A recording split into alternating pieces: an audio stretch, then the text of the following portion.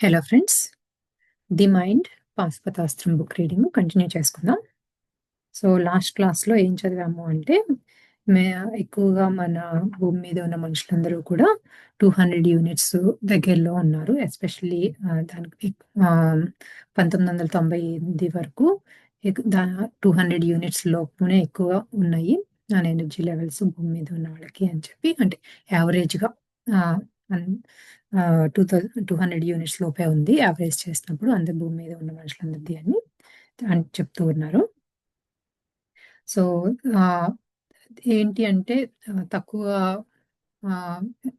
కొంతమంది రమణ మహర్షిల అలా జ్ఞానులు యోగులతో వాళ్ళ ఎనర్జీ లెవెల్స్ గ్యారంటీగా ఎక్కువ ఉంటాయి కదా. సో వాళ్ళతో కనుక మనము టైం స్పెండ్ చేస్తే మన లెవెల్స్ కూడా ఆటోమేటిక్గా పెరుగుతాయి అని చెప్పి చెప్పారు. సో అందుకని సజ్జన సాంగత్యం అనేది చాలా ఆవశ్యకమైనది అని కూడా చెప్పారు. సో అది నిన్న చదువుకున్నది. సో ఇవాళ కంటిన్యూ చేద్దాం. Basically all souls are good.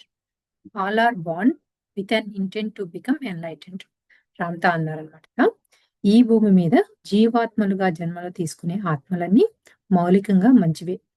అందరూ జ్ఞానోదయం పొందాలనే సంకల్పంతోనే ఈ భూమి మీద జన్మలు తీసుకుంటున్నారు.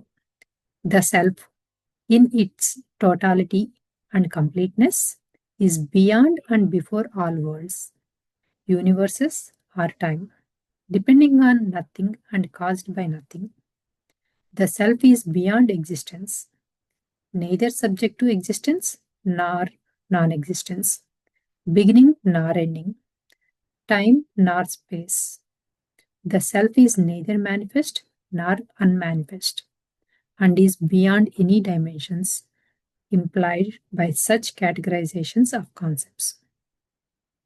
వాస్తవంగా చెప్పాలి అంటే ఈ ఆత్మ పరిపూర్ణమైనది, సమగ్రమైనది, ప్రపంచం, విశ్వం, కాలాలకు అతీతమైనది ఈ ఆత్మ.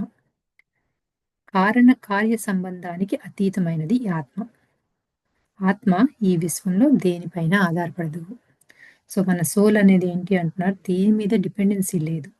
ఈ కారణం వల్ల ఇలా జరిగింది ఇది అని అసలు దేనికి సంబంధం లేదు. టైంతో కానీ చుట్టుపక్కల జరిగే పరిసర ప్రభావాలు కానీ దేనితోనూ సంబంధం ఉండదు అని చెప్పి చెప్తున్నారు.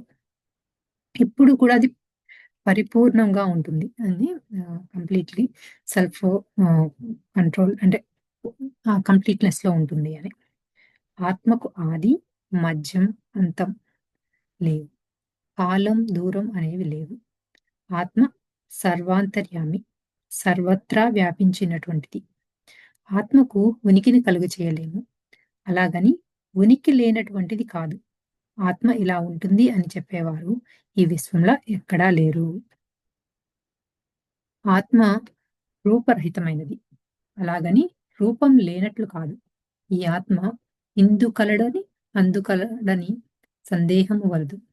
ఎందెందు వెదికినా అందందు కలదు అన్నట్లు ఈ దేహం లోపల వెలుపల అన్ని వైపులా వ్యాపించి ఉంది. ఈ ఆత్మ అనేక కోణాల్లో విస్తరించి మల్టీ డైమెన్షన్ రాసి.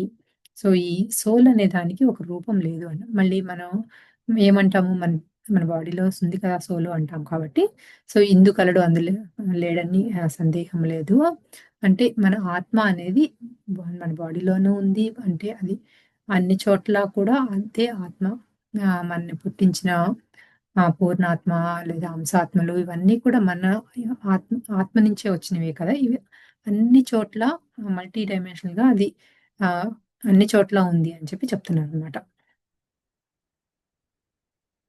గమనిక ఒకటి ఇక్కడ నోట్ ఏదో వచ్చారు.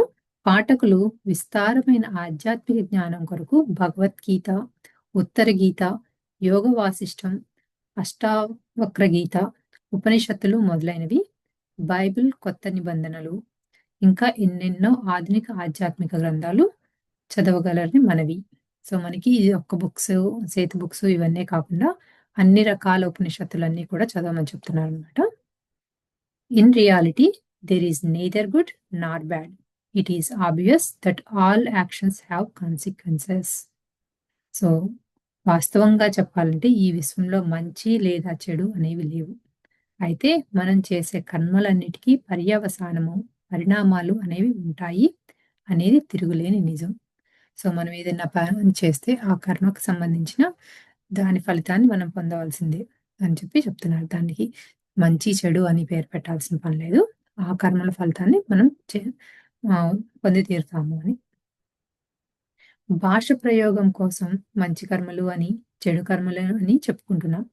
ఆనందాన్ని కలుగు చేసే వాటిని మంచి కర్మలు అని, దుఃఖాన్ని, సమస్యలను కలుగు చేసే వాటిని చెడు కర్మలు అని పిలుచుకుంటున్నాం. సో, మనము దానికి ఒక లేబుల్ ఇచ్చామంతే మనం చేసే పనులకి. కానీ దానికి ఆహ్, ఆహ్, హ్మ్. మంచి, చెడు అనేది ఏమీ లేదు. అది మంచైనా, చెడైనా కూడా దాని ఫలితాన్ని మనం అనుభవిస్తాము అని చెప్పి చెప్తున్నారు. సో, దీనికి భగవద్గీతలో ఒక శ్లోకం చెప్పారు. చు ఇది ఆహ్, థర్డ్ చాప్టరు ఆహ్, ఎయిత్ శ్లోకం అనమాట.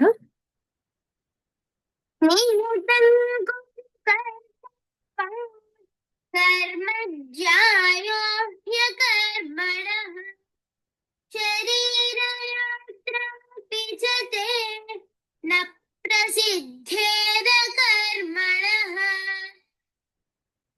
సో, ఈ శ్లోకం తాత్పర్యం ఏంటంటే, నువ్వు శాస్త్ర వివేహితమైన కర్తవ్య కర్మలను ఆచరించు. కర్మలు చేయకుండా ఉండడం కన్నా కర్మలు చేయటం ఉత్తమం. కర్మలు చేయకపోతే శరీర యాత్ర కూడా సిద్ధించదు. కర్మలు చేయకపోవటం అకర్మ అవుతుంది. ఎవ్వరూ అకర్మడుగా ఉండలేరు. కర్మలను త్యజించటం కంటే కర్మలను చేయటమే మేలు. తక్కువ కర్మలు చేయడం కన్నా ఎక్కువ కర్మలు చేయటం అనేది ఉత్తమం. ఎన్నెన్ని ఎ కర్మ ఎన్నెన్ని ఎక్కువ కర్మలు చేస్తే అంతగా జీవితానుభవాలను పొందుతాము. సో, మనం ఇలా మంచి, చెడు అని చెప్పి ఇలా కర్మలు పెట్టుకొని, ఈ చెడు కర్మల జోలికి మనం ఎందుకులే ఎళ్ళటము అని చెప్పి ఏమీ కర్మలు చేయకుండా ఖాళీగా కూర్చోవటం అనేది అస్సలు మంచిది కాదు అని చెప్పి చెప్తున్నారనమాట. సో, ఎన్ని ఎక్కువ కర్మలు చేస్తే మనము అంత ఎక్కువ ఎక్స్‌పీరియన్సెస్‌ని పొందుతాము. అక్కడి నుంచి అంత జ్ఞానాన్ని తీసుకుంటాము అని చెప్పి చెప్తున్నారు. ఎక్కువ కర్మలు చేస్తే అంత గొప్పగా జీవిత అనుభవాలు పొందడం జరుగుతుంది. ఎక్కువ కర్మలు చేస్తే ఎక్కువ జీవితానుభవాలు, తక్కువ కర్మలు చేస్తే తక్కువ జీవితానుభవాలు ఉంటాయి. కనుక ఎక్కువ కర్మలు శాస్త్రసమ్మతమైనవి, అంతర్బోధం అంటే ఇంట్యూషన్ నుండి చెప్పబడేవి ఆచరించటానికి సిద్ధపడాలి. ఎక్కువ కర్మలు చేయాలి. సో, మనకి ఆహ్, మన ఇన్నర్ నుంచి ఏదైతే ఇంట్యూషన్ వస్తుందో దానికి సంబంధించిన కర్మలు ఎక్కువగా చేస్తూ ఉంటే మంచిది అని చెప్పి చెప్తున్నారు. కర్మాచరణ మానేస్తే బద్ధకం, సోమరితనం అలవాటై ఆరోగ్యం చెడిపోతుంది. బుద్ధి కూడా చెడిపోతుంది. పాజిటివ్ గుణాల నుండి నెగెటివ్ గుణాల వైపు మళ్లింపబడతాము. సో, ఇదెందుకులే మనకి నెగెటివ్‌గా గుణాలు, తప్పులు చేయటం ఎందుకు అనుకున్నా, ఏమీ చేయకుండా ఉంటే ఏమవుతుంది? మనలో లేజీనెస్ వచ్చేస్తుంది. దానివల్ల హెల్త్ పాడైపోతుంది. మన యొక్క బుద్ధి కూడా పాడైపోతుంది అని చెప్తున్నారు. 200 యూనిట్ల శక్తి స్థాయిలో ధైర్యం అనే గుణం అలవడుతుందని ఇంతకు ముందే చెప్పుకున్నాం. అయితే అప్పుడప్పుడు లేదా చాలా సందర్భాల్లో నెగెటివ్ గుణాల వైపు ఆకర్షించబడటం జరుగుతుంది. అటువంటి స్థితిలో పాజిటివ్‌గా ఉండటానికి ఇచ్ఛాశక్తిని ప్రయత్నపూర్వకంగా ప్రయోగించవలసి ఉంటుంది. జీవితంలో ఏ దశలోనైనా మనం ఇచ్ఛాశక్తిని ఉపయోగించవలసిందే. అయితే ఇచ్ఛాశక్తి అనేది 310 యూనిట్ల శక్తి స్థాయిల నుండి పైవారికి చాలా చక్కగా పనిచేస్తుంది. సో, మనకి చుట్టుపక్కల ఏదైతే మనం నెగెటివ్ అంటున్నామో అంటే చెడు కర్మ అంటున్నాము. సో, ఆ నెగెటివ్ క్వాలిటీస్ వైపు ఆకర్షించబడుతూ ఉంటాము అంటున్నారు. సో, మనం ఎందుకు ఎక్కువ మానవులందరం మనం 200 యూనిట్స్ దగ్గరలో ఉన్నాం కదా! సో, ఆ 200 యూనిట్స్‌లోనే అప్పుడే కరేజ్ అనేది స్టార్ట్ అవుతుంది. అంతకు ముందు వరకు ఒక రకమైన విక్టిమ్ మైండ్‌సెట్‌లోన మనం చేయలేము అనేసి మైండ్‌సెట్‌లోనే ఉండిపోతాము. సో, ఆ కరేజ్ స్టార్ట్ అయినప్పుడు ఏంటి అంటే మళ్ళీ నెగెటివ్ క్వాలిటీస్ వైపు కూడా అట్రాక్ట్ అవుతాము అని. నెగెటివ్ అట్రాక్ట్ అవ్వకుండా పాజిటివ్ సైడే ఉండాలి అంటే చాలా విల్ పవర్ కావాలి అంటున్నారు. ఈ విల్ పవరు ఆహ్, ఈ 310 యూనిట్స్ ఆ రేంజ్‌లో ఉన్న వాళ్ళకి చాలా ఎక్కువగా ఉంటుంది అని కూడా చెప్తున్నారు. సో, ఇప్పటి వరకు 200-249 యూనిట్స్ మధ్యలో మనం ఎలా ఉంటాము, ఏమేమి జరుగుతాయి అని చెప్పి చెప్తున్నారు. నెక్స్ట్ వచ్చి 250 యూనిట్స్ వద్ద ఎలా ఉంటుంది మానవ గుణాలు అని చెప్తున్నారు. ఈ శక్తి స్థాయిల నుండి పాజిటివిటీ మరింతగా వృద్ధి చెందుతూ ఉంటుంది. కానీ ద్వంద్వత్వం అంటే డ్యుయాలిటీ అనేది ప్రబలంగా ఉంటుంది. తటస్థత అంటే న్యూట్రాలిటీ అనే స్థితి ఉంటుంది. పరిస్థితులతో సర్దుకుపోవటం అలవాటు అవుతుంది. మంచి చెడుల మధ్యలో ఊగిసలాడుతూ ఉంటారు. కొన్నిసార్లు ఆవేశపడటం, ఆ తర్వాత మామూలు స్థితికి సర్దుకుపోవటం, నిర్ణయం తీసుకోవటం, నిర్ణయం తీసుకోలేకపోవటం మధ్య కొట్లాడుతూ ఉంటారు. సో, 250 దగ్గరికొచ్చినప్పుడు ఏమవుతుంది అంటే, ఒక రకమైన పాజిటివిటీ ఉంటుంది. But at the same time ఎప్పుడు డ్యుయాలిటీ ఉంటుంది. అది కరెక్టా? ఇది రాంగా? సో, ఇలా ఏది చెయ్యాలి? అది దీనికి అడ్జస్ట్ అయిపోవాలా? లేకపోతే ఇంకో నెక్స్ట్ డెసిషన్ తీసుకోవాలా? తీసుకోవద్దా? ఇలా ఒక డ్యుయాలిటీలో ఒక మైండ్‌సెట్‌లో ఉంటాము అని చెప్తున్నారు. దీనికి కొన్ని ఎగ్జాంపుల్స్ చెప్తున్నారనమాట. సినిమాకి వెళ్ళాలా? వద్దా? ఇన్స్యూరెన్స్ పాలిసీ తీసుకోవాలా? వద్దా? ధ్యానం చేయాలా? వద్దా? ఉద్యోగం చేయాలా? వద్దా? కొత్త బట్టలు కొనుక్కోవాలా? వద్దా? ఇలా ప్రతి చిన్నదానికి, పెద్దదానికి కూడా ఎప్పుడూ ఒక రకమైన డైలమా ఉంటుంది అని చెప్తున్నారు. ఇలా చిన్న విషయాల నుండి పెద్ద విషయాల వరకు అవును మరియు కాదు మధ్య ఏ నిర్ణయము వెంటనే తీసుకోలేక ఆలయాపన సంభవిస్తుంది. నిర్ణయాలు తీసుకోవచ్చు లేదా నిర్ణయాలు తీసుకోలేకపోవచ్చు అనే స్థితిలో వారు ఉంటారు. అయినా 250 యూనిట్ల శక్తి స్థాయిల కంటే తక్కువ కలవారిలో మాదిరిగా కాకుండా వారు ఎంతో పాజిటివ్‌గా, సరళత్వంతో అంటే ఫ్లెక్సిబిలిటీని కలిగి ఉంటారు. నేను అనుకున్నదే జరిగి తీరాలి లేకపోతే నాకు అసంతృప్తి, ఆందోళన కలుగుతుంది అనే విధంగా గిరి గీసుకొని కూర్చోరు. సో, 200 యూనిట్స్ కంటే తక్కువుంటే ఏంటి అంటే, ఒక రకమైన నెగెటివ్ మైండ్‌సెట్‌లో ఉంటాము. లేకపోతే మనం చేయలేకపోతాము. ఒక రకమైన ఆహ్, ఆహ్, బాధని ఎక్కువ అట్రాక్ట్ చేస్తూ ఉంటాము.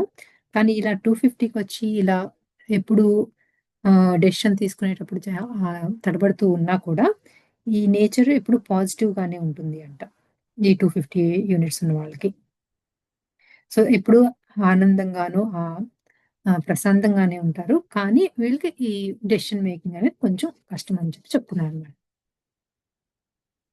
జరిగితే జరగని, లేకపోతే లేని. పోనీ ఈ ఉద్యోగం కాకపోతే ఇంకొక ఉద్యోగానికి ప్రయత్నిద్దాం వంటి సరళత్వాన్ని కలిగి ఉంటారు. సో, అని కొంచెం టేక్ ఇట్ ఈజీ పాలిసీలో కూడా ఉంటారు అని చెప్తున్నారు. అంతా మంచే జరుగుతుంది. ఈ ప్రపంచంలో ఏది జరిగినా మన మంచికే అన్న భావనలు వీరిలో ఉంటాయి. ఈ భావనలు ఒకందుకు మంచిదే. కానీ ఈ స్థితి అంత మంచిది కాదు. జీవితంలో అంటే ప్రాపంచికంగాను, ఆధ్యాత్మికంగాను ముందుకు పురోగమించాలి అనుకుంటే నిర్ణయాలు తీసుకునే శక్తి కావాలి. అవును, కాదు మధ్య జీవిత కాలమంతా ఊగిసలాడుతూ ఉంటుంది. ఆధ్యాత్మిక చైతన్య పరిణామానికి ఎంత మాత్రం మంచిది కాదు. కొన్ని సంవత్సరాలు లేదా జీవితకాలం అంతా ఏ నిర్ణయాలు తీసుకోలేని స్థితిలో ఉండిపోతే జీవితం ముందుకు సాగదు.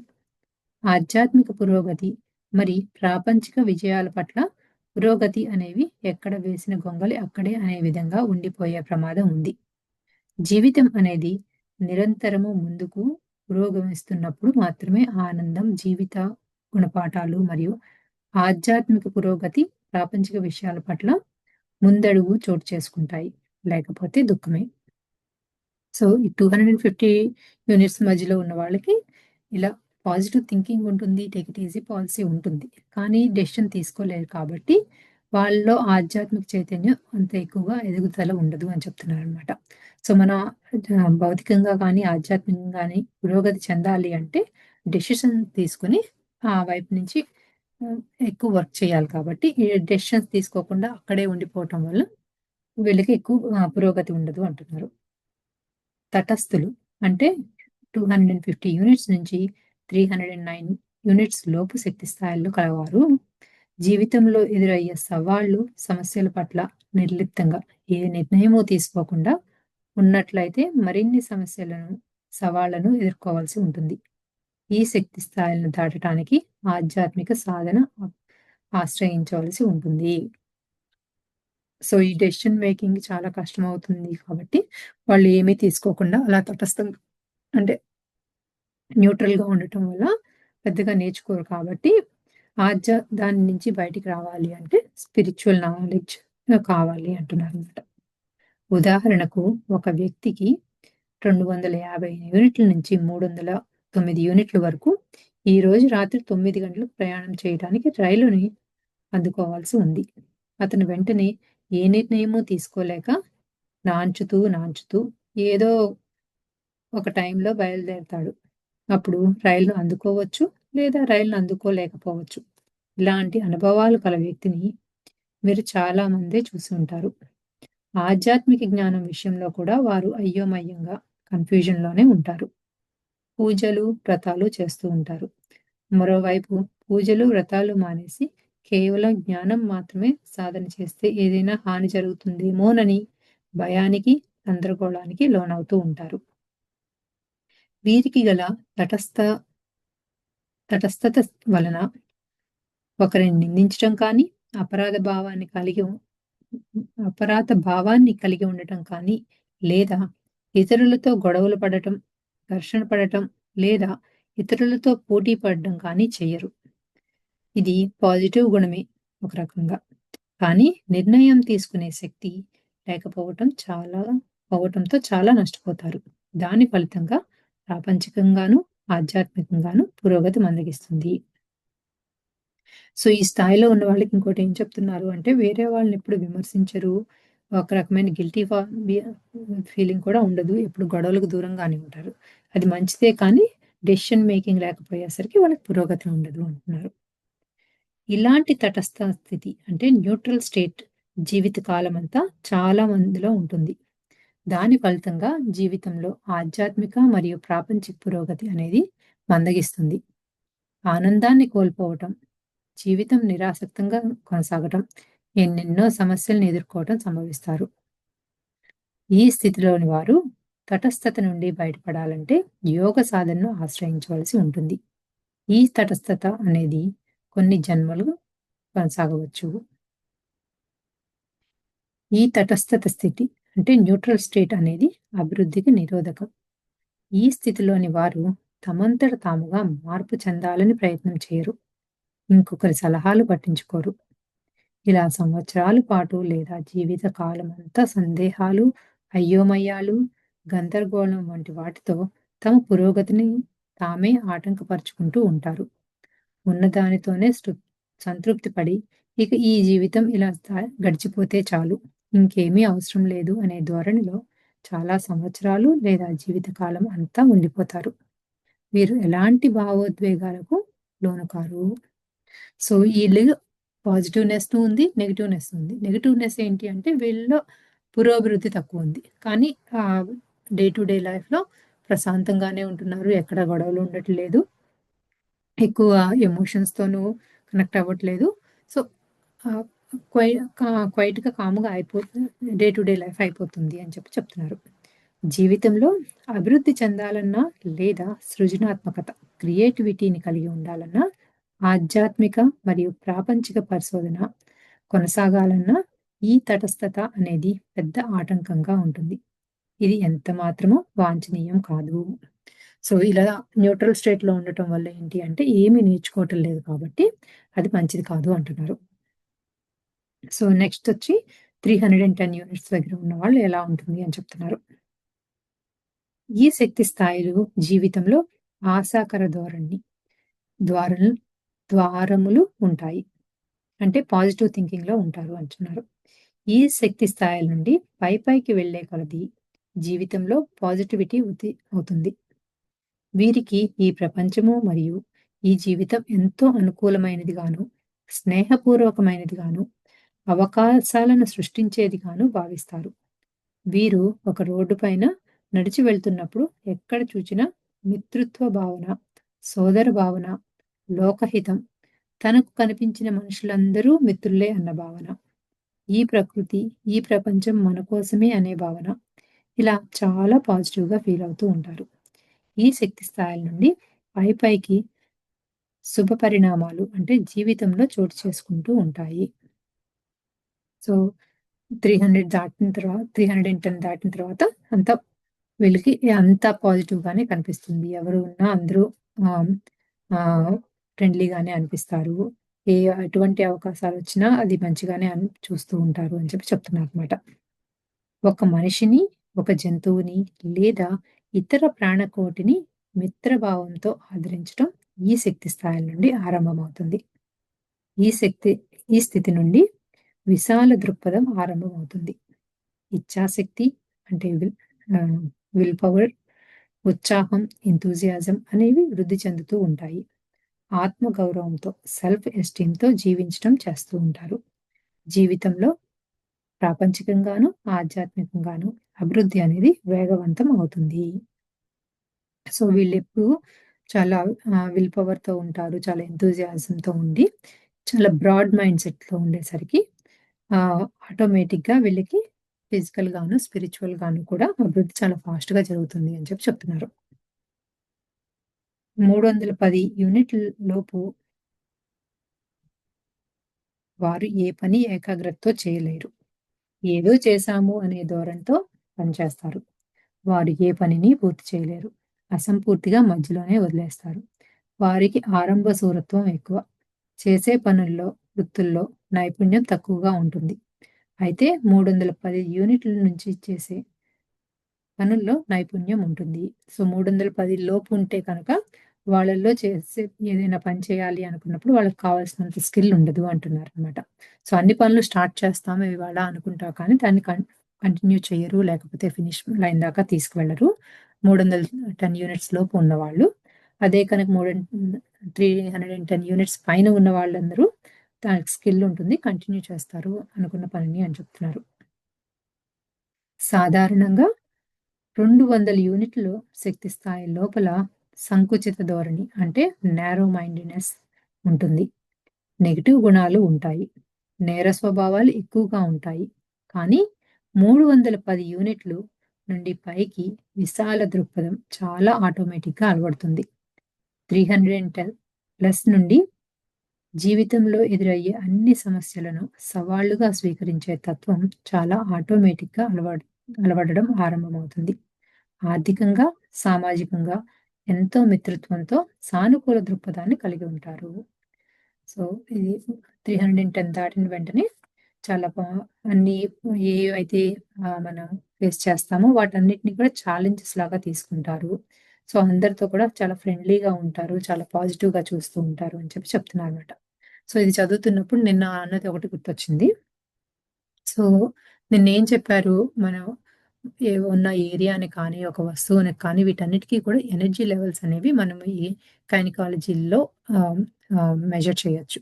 కానీ ఒక లైఫ్‌కి, ఒక మనిషి యొక్క లైఫ్‌కి మెజర్ చేయలేము. ఎందుకు అంటే వాళ్ళ శక్తి స్థాయిలు కాన్స్టెంట్‌గా చేంజ్ అవుతూ ఉండే ఛాన్సెస్ చాలా ఎక్కువుంటాయి. ఒక మనిషికి ఇంతుంది అని చెప్పకుండా, ఆ క్షణంలో అప్పుడు ఎంతుంది అనేది మాత్రం చెప్పవచ్చు. సో, ఆహ్, జ్ఞానం పొందే కొద్దీ ఈ ఎనర్జీ లెవెల్స్ పెరుగుతూ ఉండొచ్చు. లేదా ఎప్పుడన్నా నెగెటివ్ థాట్స్‌లో ఎక్కువగా ఉంటున్నప్పుడు ఆ ఎనర్జీ లెవెల్స్ తగ్గుతూ ఉండొచ్చు. సో, ఎమోషన్స్‌లో ఎక్కువ చేంజ్ అవుతూ ఉంటాయి. లేకపోతే వాళ్ళు చేసే సజ్జన సాంగత్యం వల్ల చేంజ్ అవుతూ ఉంటుంది. సో, లైఫ్‌కి ఎనర్జీని ఒక మనిషి యొక్క లైఫ్‌కి సంబంధించి ఈ మనిషికి ఇంత ఎనర్జీ లెవెల్స్ అని చెప్పలేరు. కానీ ఒక వస్తువుకి కానీ, ఒక ఏరియాకి కానీ అలా చెప్పొచ్చు అని నిన్న ఒకటి చెప్పారు. అది ఇక్కడ చదువుతున్నప్పుడు గుర్తొచ్చింది. హ్మ్. 310 యూనిట్స్ నుండి శక్తి స్థాయిలో పైపైకి ఉన్నవారిలో ఉత్సాహం ఎక్కువగా ఉంటుంది. చేపట్టే పని చాలా చక్కగా, నైపుణ్యంతో, అంకిత భావంతో చేయగలుగుతారు. వారికి ఏ బాధ్యత అప్పగించినా, ఏ ఉద్యోగం ఇచ్చినా బాధ్యతతో, అంకిత భావంతో చేస్తారు. ఈ స్థితి నుండి ని నిరుద్యోగ సమస్య అనేది ఉండదు. వారిలో చాలా శాతం మంది స్వయం ఉపాధిని సృష్టించుకోగలుగుతారు. సో, ఈ 310 యూనిట్స్ నుంచి పైకెళ్ళే వాళ్ళు ఆటోమేటిక్‌గా వాళ్ళు సెల్ఫ్ ఎంప్లాయ్‌మెంట్ ఉంటుంది అని చెప్తున్నారనమాట. సో, ఏది వచ్చినా కూడా దాన్ని చాలా యాక్సెప్ట్ చేసేస్తూ ఉంటారు. ఏదైనా పని చేసినప్పుడు చాలా రెస్పాన్సిబుల్‌గా, డెడికేషన్‌తో దాంతో చేస్తూ ఉంటారు అంటున్నారు. నిరుద్యోగులు అంటే ఎంప్లాయీస్ అనేవారు 310 యూనిట్స్ శక్తి స్థాయి లోపు వారేనని ఖచ్చితంగా చెప్పవచ్చు. స్వయం ఉపాధి అంటే సెల్ఫ్ ఎంప్లాయ్‌మెంట్ అనే ఆలోచన వారు కలిగి ఉండటం చాలా అరుదుగా ఉంటుంది. ఇలాంటి వారిని మనం చాలా మందిని చూస్తూ ఉంటాం. 310+ శక్తి స్థాయిలో ఉద్యోగం వచ్చినా, లేకపోయినా ఆత్మవిశ్వాసంతో ఈ ప్రపంచంలో బతకగల ఆలోచన ధోరణి అలవడుతుంది. 310+ కీర్తికి వారికి కీర్తికాంక్షలు, పొగడ్తలు, గుర్తింపు కోసం తపన వంటివి గుణాలు ఉంటాయి. ఓహ్! అయితే సేవా దృక్పథం, స్వచ్ఛంద సేవ, ఇతరులకు సాయపడటం వంటి ఉన్నత గుణాలను కలిగి ఉంటారు. వారిలో చాలా మంది విమర్శలను తట్టుకోలేని స్థితిలో ఉంటారు. తమకు చాలా తెలుసు అని నిరూపించుకోవటానికి నానా తంటాలు పడుతూ ఉంటారు. ఇది ఒక రకంగా నెగెటివ్ పాయింట్ అని గుర్తుంచుకోవాలి. సో, ఇప్పుడు దాకా 310 కంటే పైన ఉన్న వాళ్ళందరికీ సెల్ఫ్ ఎంప్లాయ్‌మెంట్ ఉంటుంది. కష్టపడతారు. ఏది అనుకున్న దాన్ని కంప్లీట్ చేస్తారు అని చెప్పారు కదా! వీళ్ళలో నెగెటివ్ పాయింట్స్ ఏంటి అంటే, వీళ్ళేంటంటే ఎప్పుడూ కూడా ఆహ్, ఆహ్, ఎ ఎ ఎవరో పొగడాలి అని ఆహ్, ఆకా కీర్తిని ఆకాంక్షిస్తూ ఉంటారని చెప్పి ఎప్పుడు పక్కన వాళ్ళు మనల్ని గుర్తించాలి అని చెప్పి ఆ తత్వం ఉంటుంది అని చెప్పి చెప్తున్నారు. వీళ్ళలో సేవ చేసే నేచర్ కూడా ఉంటుంది అంట. వాలంటీర్ చేస్తారు. ఇతరులకు ఎప్పుడు హెల్ప్ చేస్తూ ఉంటారు. కానీ ఆహ్, ఏమి విమర్శలను తట్టుకోలేరు. అలా అని ఎట్ ద సేమ్ టైమ్ వాళ్ళని మెచ్చుకోవాలి అనేది తపన ఉంటుంది వేరే వాళ్ళు అని చెప్పి చెప్తున్నారు. అయినా సరే 310 కంటే ఎక్కువ ఉన్నవారు సమాజంలో కొంత కొత్త పోకడలకు, సమాజ పునర్నిర్మాణానికి, సమాజంలో మార్పుకు సంసిద్ధులుగా ఉంటారు. ఇతరుల నుండి నేర్చుకోవటానికి కొన్ని భంగపాటుల తర్వాత సంసిద్ధతను కలిగి ఉంటారు. తమ తప్పులను సరిదిద్దుకోవటానికి సుముఖతను, సానుకూలతను కలిగి ఉంటారు. ఓటమి నుండి, వైఫల్యాల నుండి పాఠాలు నేర్చుకొని ముందుకు పురోగతి పురోగమించటానికి ప్రయత్నిస్తూ ఉంటారు. ఇవన్నీ చాలా మంచి గుణాలు అని గుర్తుంచుకోవచ్చు. సో, వాళ్ళు అంటే పక్కనాళ్ళు పొగడాలి అనుకోని ఒక నెగెటివ్ ఉన్నా కూడా వీళ్ళల్లో ఏంటి అంటే సొసైటీకి ఏదన్నా కొత్తయి చేయటానికి వీళ్ళు ఎక్కువ రెడీగా ఉంటారు అని చెప్పి చెప్తున్నారనమాట. సో, ఒకవేళ ఏదన్నా ఫెయిల్ అయినా కూడా దాని నుంచి ఏమి నేర్చుకుంటున్నాము, దాని నుంచి ఎలా ముందుకెళ్ళాలి అనేది వీళ్ళల్లో ఉంటుంది అంటున్నారు. ఈ శక్తి స్థాయిల్లోని విద్యార్థులైతే విద్య, వైద్య, శాస్త్ర, సాంకేతిక రంగాల్లో చాలా అద్భుతంగా రాణించగలుగుతారు. ఈ శక్తి స్థాయిల్లోని పిల్లలే ఐఐటీస్‌లు, ఎయిమ్స్ వంటి జాతీయ స్థాయి విద్యా సంస్థలు, ఐఏఎస్, ఐపీఎస్, గ్రూప్ 1 వంటి పెద్ద ఉద్యోగాలకు అర్హులని చెప్పవచ్చు. తల్లిదండ్రులు ఈ విషయాలను గుర్తుంచుకోవాలి. తల్లిదండ్రులు తమ పిల్లలకు యోగ సాధనను అలవాటు చేసినట్లయితే, ఆ పిల్లలు 310 కంటే ఎక్కువ శక్తి స్థాయిలను అవలీలగా పొందగలుగుతారు. వారు జీవితంలో మరింత వృద్ధిని, పురోగతిని పొందగలుగుతారు. ప్రతి తల్లిదండ్రుల బాధ్యత ఇదే. సో, మనకి పిల్లలు చిన్నగా ఉన్నప్పుడు మన పేరెంట్స్ ఏం చెప్తే అది వింటారు కదా! సో, వాళ్ళకి కనుక మనకు ఈ మెడిటేషన్ అనేది నేర్పించగలిగితే, వాళ్ళు చాలా ఫాస్ట్‌గా ఈ 310 కంటే ఎక్కువ ఆహ్, ఎనర్జీ లెవెల్స్‌లోకి చాలా ఫాస్ట్‌గా రాగలరు అని చెప్తున్నారనమాట. యోగ సాధనలో 100 యూనిట్ల లోపు వారు 310 కంటే ఎక్కువ యూనిట్ల శక్తి స్థాయిల వరకు చాలా సులభంగా వృద్ధి చెందవచ్చు. 310 కంటే ఎక్కువ నుండి తప్పులు చేయగలిగిన, ఆ తప్పులను సరిదిద్దుకునే సామర్థ్యం అలవడుతుంది.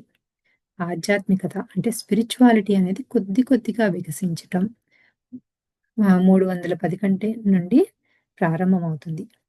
ఈ భగవద్గీతలో స్ శ్రీకృష్ణుల వారు చెప్పిన విధంగా కర్మయోగం కూడా ఇక్కడ నుండే ప్రారంభమవుతుంది. సో, ఇక్కడ నుంచి అంటే మనం ఆధ్యాత్మికత అనేది ఈ 310 యూనిట్స్ నుంచి చాలా ఫాస్ట్‌గా అర్థమవుతుంది అని చెప్పి చెప్తున్నారనమాట.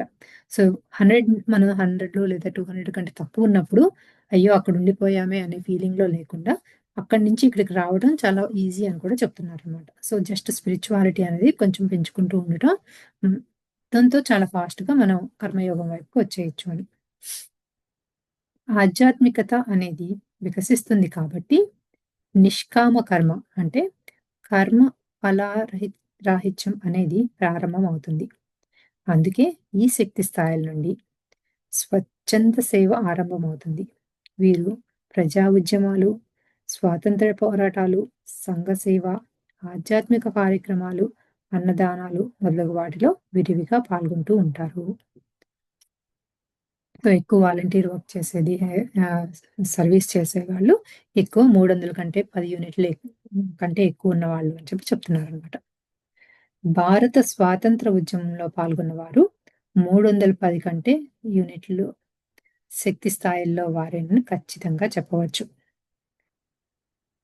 దేశభక్తి, మానవ సేవ, ఇతర జంతుజాతుల పట్ల కరుణ మొదలైన ఉత్తమ గుణాలను అలవడతాయి. దాన గుణం ఇక్కడి నుంచే అలవడుతుంది. లోకహితానికి పాటుపడాలి అనే ఆలోచనలు కలిగి ఉంటారు.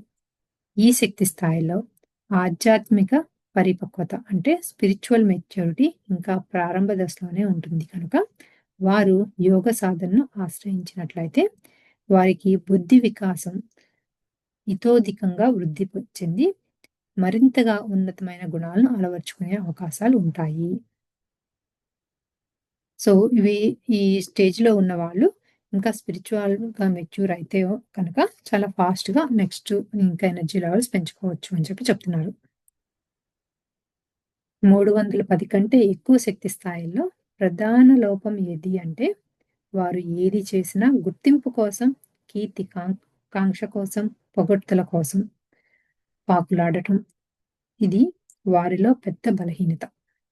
జీవితంలో ఎదురయ్యే సంఘర్షణలను, అవరోధాలను ఇచ్చ ద్వారా, సానుకూల దృక్పథం ద్వారా ఎదుర్కొనవచ్చు. ఈ స్థితి నుండి పై శక్తి స్థాయిలను అందుకోవటానికి యోగ సాధన మరి తనను తాను ఈ ప్రకృతికి సమర్పించుకోవటం వంటివి చేయవలసి ఉంది.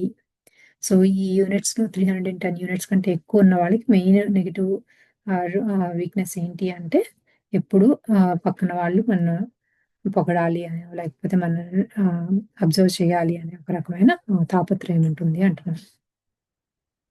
సో, నెక్స్ట్ వచ్చి ఎనర్జీ లెవెల్స్ 350 ప్లస్‌లో ఉన్న వాళ్ళ గురించి చెప్తున్నారు. సో, ఈ స్థితి నుండి అంటే 350 ప్లస్ యూనిట్స్ మానవ గుణాలు మరింత మెరుగ్గా ఉంటాయి. జీవితంలో ఎదురయ్యే విజయాలు, వైఫల్యాలకు కారణం తనలోనే ఉన్నదని, జీవితం పట్ల బాధ్యత వహించాలని వంటి ఆలోచనా ధోరణి అలవడుతుంది. సమస్యలకు, సంతోషానికి కారణం బాహ్యంగా ఎక్కడో లేదు, అంతా లోపలే ఉంది అనే ఎరుక వారిలో ఉంటుంది. ఆధ్యాత్మికత అనేది మరింత వృద్ధి చెందుతుంది.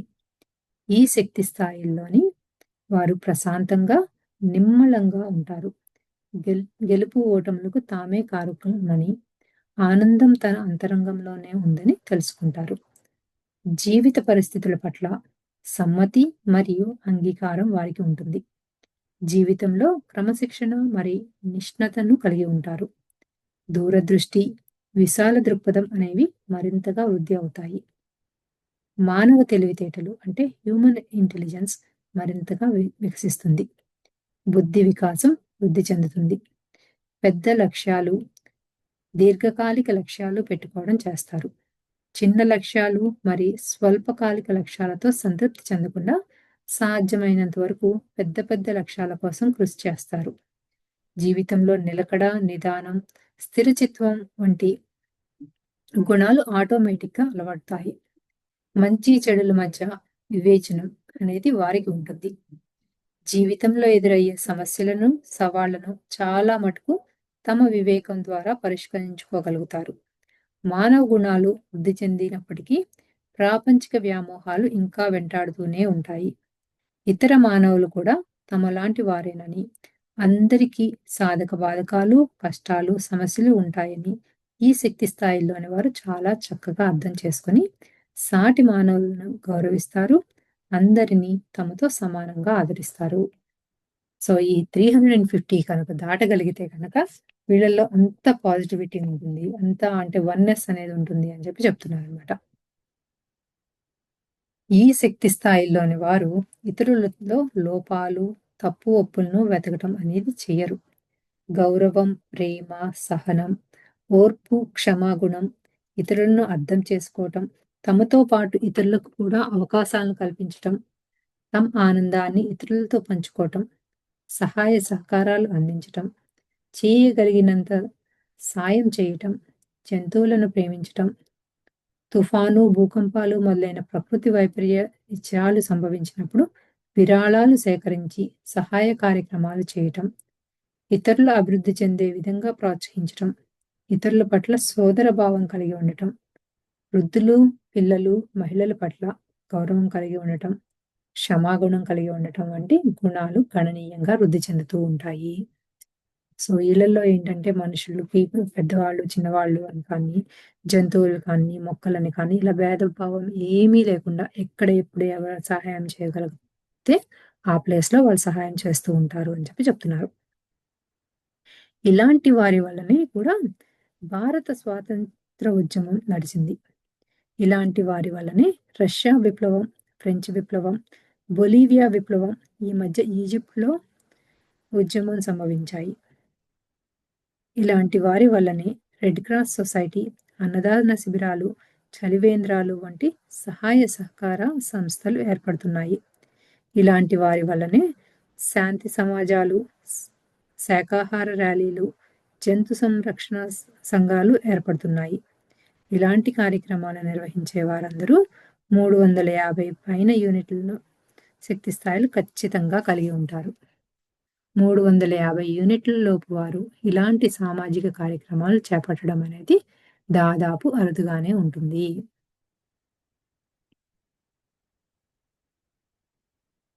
సో, 350 దాటితే కనుక ఆహ్, చాలా పాజిటివ్‌నెస్ ఉంటుంది. వన్నెస్ ఉంటుంది. ఎప్పుడు సొసైటీకి హెల్ప్ చేస్తూ ఉంటారు అంటున్నారు. ఈ శక్తి స్థాయిల్లోని వారు కఠినమైన పరిస్థితులను లేదా కష్టమైన పనులను ఎదుర్కొని చాలా సునాయాసంగా వాటిని పరిపూర్తి చేసేస్తూ ఉంటారు. ఎలాంటి ఉద్యోగమైనా, వ్యాపారమైనా సరే వారికి కష్టం అనిపించదు. దాన్ని చాలా నైపుణ్యంతో నిర్వర్తించగలుగుతారు. వారికి ఓర్పు, సహనం, కష్టపడే తత్వం, తన అభివృద్ధితో పాటు ఇతరుల అభివృద్ధిని కాంక్షించటం, ఇతరులను వారి వారి స్థితుల్లోనే గౌరవించటం వంటి ఉదాత్తమైన గుణాలు చాలా ఆటోమేటిక్‌గా అలవడతాయి. 350 యూనిట్లలోపు వారు ఉద్యోగాలు లేదా తమకు అప్పగించిన పనులను సాకులు వెతకటం, లేదా ఉద్యోగము లేదా పని తమకు అసాధ్యమని, కష్టమని భావిస్తూ ఉండటం, ఉద్యోగం నుండి తప్పించుకొని తిరగటం వంటివి చేస్తూ ఉంటారు. ఇలాంటి వాడు జీవితంలో విజయాలు సాధించడం అరుదుగా ఉంటుంది. నియమాలు, ప్రామాణికాలు అంటే స్టాండర్డ్స్ అండ్ ప్రిన్సిపల్స్ ఉంటాయి కానీ, ప్రాధాన్యంగా కలిగి ఉండరు. వాళ్ళకి ప్రిన్సిపల్స్ ఉంటాయి కానీ, వాటికి ఇంపార్టెన్స్ ఇవ్వరు అంటున్నారు. సో, ఇవన్నీ ఏంటి 350 కంటే తక్కువలో ఉన్నవాళ్ళు. అదే కనుక 350 కంటే ఎక్కువ ఉన్న వాళ్ళకేమంటున్నారు? నియమాలకు, ప్రామాణికాలకు అంటే స్టాండర్డ్స్‌కి, ప్రిన్సిపల్స్‌కి ప్రాధాన్యత ఇస్తారు అంటున్నారు. సాధారణంగా 200 యూనిట్ల లోపు వారైతే నెగెటివ్ భావోద్వేగాలతో లోనవుతూ ఉండటం, ఘర్షణ, దుష్ట కార్యాలు వంటి వాటిని పాల్పడటం, కఠినంగా ఉండటం, శత్రుత్వ వైఖరిని, స్వార్థ చింతనను, కక్కుర్తిని అంటే లోభంతో, వెర్రి వ్యామోహాలు కలిగి ఉండటం, క్రోధం, కోపంతో బుద్ధిని కోల్పోవటం వంటి అవలక్షణాలు కలిగి ఉంటారు. అయితే 350 నుండి పైన ఉన్న యూనిట్లలో పాజిటివ్ గుణాలు పాజిటివ్ గుణాలతో ఉంటారు. ద్వంద్వత్వం అంటే డ్యుయాలిటీ క్రమక్రమంగా తగ్గిపోతూ ఏకత్వం వైపు ప్రయాణం మొదలవుతుంది. ఈ 350 కంటే ఎక్కువ యూనిట్లు కలవారు ఇక్కడ ఒక ఉదాహరణ చెప్పుకుందాం. ఒక ఇంటర్వ్యూ కోసం అంటే ఉద్యోగం కోసం చాలా మంది హాజరై ఉంటారు. ఇందులో 350 కంటే ఎక్కువ యూనిట్లు గల ఒక వ్యక్తి కూడా ఉన్నాడు. ఈ యూనిట్స్ గల వ్యక్తి ఎంతో మంది పోటీల్లో పాల్గొంటున్నందుకు అసూయ పడడు. ఎవరికి శక్తి సామర్థ్యాలు ఉంటే వారే ఈ ఉద్యోగాలకు అర్హులని భావిస్తారు. ఒకవేళ తనకు ఉద్యోగం రాకపోతే ఇంకొక ఉద్యోగం వెతుక్కోవటం లేదా స్వయం ఉపాధిని చూసుకోవటం చేయవచ్చు అని భావిస్తాడు. ఎంతోమంది ఈ ఉద్యోగం కోసం పోటీ పడటాన్ని ఆనందిస్తాడు. వారిలో దాదాపు అందరూ తనకు రాకపోయినా సరే ఈ ఉద్యోగాలకు ఎంపిక కావాలని కోరుకుంటాడు. 350 కంటే ఎక్కువ ఉన్నవారు ఎంతో వివేకాన్ని, ఆధ్యాత్మికత ఎంతో వృద్ధి చెందాల్సి ఉంది అని ప్రదర్శిస్తూ ఉంటారు. వారికి పగ, ప్రతీకారాలు ఉండవు. క్షమాగుణము, దయాగుణము, కరుణ అనేవి కొంతవరకు అలవడి ఉంటాయి. ధర్మబద్ధంగా, హేతుబద్ధంగా సరైన రీతిలో ఆలోచనా విధానము మరియు జీవన విధానం అనేవి అలవడతాయి. పరిస్థితులకు అనుగుణంగా సర్దుకుపోగల మనస్తత్వం అలవడుతుంది. అన్ని మతాల వారిని, అన్ని కులాల వారిని, అన్ని ప్రాంతాల వారిని సమానంగా ఆదరించి గౌరవించటం ఈ శక్తి స్థాయిల నుండి అంటే 350 యూనిట్ల పైన ఆరంభం అవుతుంది. ఇతరుల అభిప్రాయాలకు విలువ ఇస్తారు. అలాగని స్వంత వ్యక్తిత్వాన్ని కోల్పోరు. వారు ప్రశాంత జీవితాన్ని కోరుకుంటారు. యుద్ధకాంక్ష ఉండదు. వైరి మనస్తత్వం ఉండదు. ఆధ్యాత్మికత మరియు యోగ సాధన వంటి వారు ఈ 350 యూనిట్స్‌ని ఆశ్రయించినట్లయితే మరింత ఉన్నతమైన గుణాలను, బుద్ధి వికాసాన్ని, వివేకాన్ని పొందే వీలు ఉంటుంది. భౌతిక ఆకర్షణలు, భౌతిక వ్యామోహాలు మొదలైన వాటి నుండి బయటపడవచ్చు. నిష్కామ కర్మ అనేది ఇంకా అలవడవలసి ఉంటుంది. వారిలో కర్మ ఫలాసక్తి, కీర్తికాంక్ష, గుర్తింపు కోసం తపన వంటివి కొంత శాతం ఇంకా మిగిలి ఉంటాయి. వాటి నుండి బయటపడటానికి యోగ సాధన మరియు ఆధ్యాత్మిక సాధన వంటివి చేపట్టవలసి ఉంటుంది. వారికి హాస్యం, చతురత, బుద్ధి వికాసం, ఇంటెలిజెన్స్, వివేకం అంటే విజ్డమ్ అనే ఆనందం అనేవి ఇంకా వృద్ధి చెందవలసి ఉన్నాయి. సో, ఈళ్ళలో అన్ని పాజిటివ్‌నెస్‌లు ఉంటాయి. వన్నెస్ ఉంటుంది. అంతా అందరికి హెల్ప్ చేస్తారు. కానీ వీళ్ళల్లో ఏముంటుంది అంటే ఇంకొంచెం ఎవరైనా పొగడాలి అనే ఒక ఆహ్, ఆహ్, ఆతృత కూడా ఉంటుంది అంట. చేసే పనిని వేరే వాళ్ళు ఒక గుర్తించాలి అని, ఆహ్, వాళ్ళని అప్రిషియేట్ చేయాలి అని వాళ్ళకుంటుంది.